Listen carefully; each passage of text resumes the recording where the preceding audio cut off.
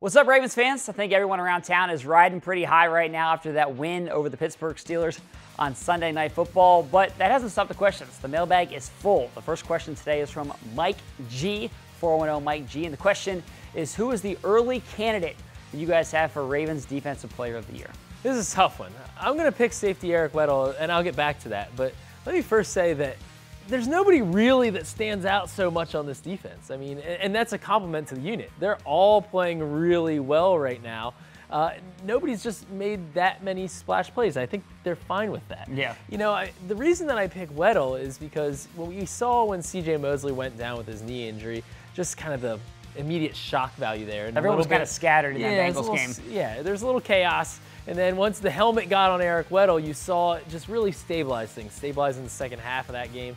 The Broncos game, another great defensive performance, and he also wore it in Pittsburgh, even though C.J. Mosley got back on the field. So for that reason, I think communication, leadership, all that stuff, Eric Weddle rises to the top of the pack for me, even though he has yet to get his first interception, which will come. Yeah, it's really been an all-hands-on-deck effort for this defense. And there's a bunch of other guys. I mean, Marlon Humphrey, Can we talk about him? He shadowed Antonio Brown for much of the game. It's a tough assignment. Did pretty well. Yeah, exactly. Ravens didn't give up more than 47 yards in the second half of that game. Terrell Suggs, 2.5 sacks this year. Zadarius Smith, talking about sacks. Yeah. He's maybe been the best pressure on the edge so far. I mean, C.J. Mosley, even he didn't play for a game and a half, really game and 3 quarters here, but you see how valuable he is. So there's a lot of candidates. I think somebody will emerge over the next 3 quarters of the season. We'll have a pick. All right, there we go. The next question comes from Tom Parrish. The question is, with the return of Jimmy Smith, another good guy on this defense, where does he land on the depth chart after solid performances from both Brandon Carr and Marlon Humphrey? Well, this is a really good question, and I think it's something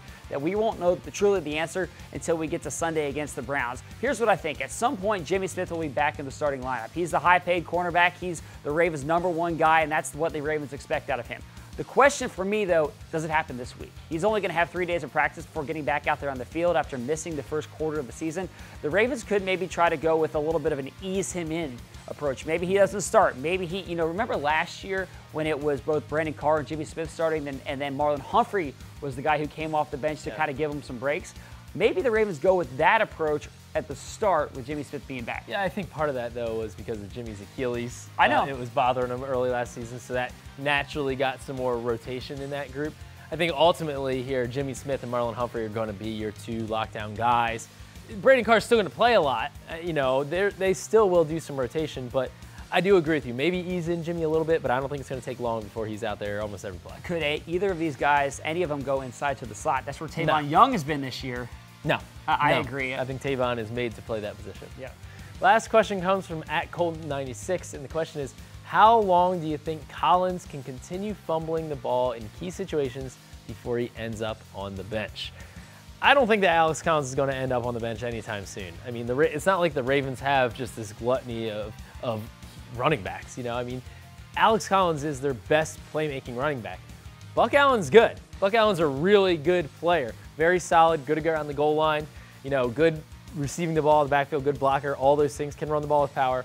But Alex Collins is still your playmaker. So the Ravens have to hope that he works this out. And let's not forget, fumbled the ball 2 times, lost 2 fumbles in his first 3 games last year with the Ravens, bounced back, and it wasn't a problem the rest of the season. I expect Alex Collins to do the same this time. Yeah, I agree with you on that one, Mink. And that does it for this week's edition of the Ravens Mailbag. But as always, we love to hear from you guys, so send in those questions every single week using the #RavensMailbag. Thanks for watching. Have a great day.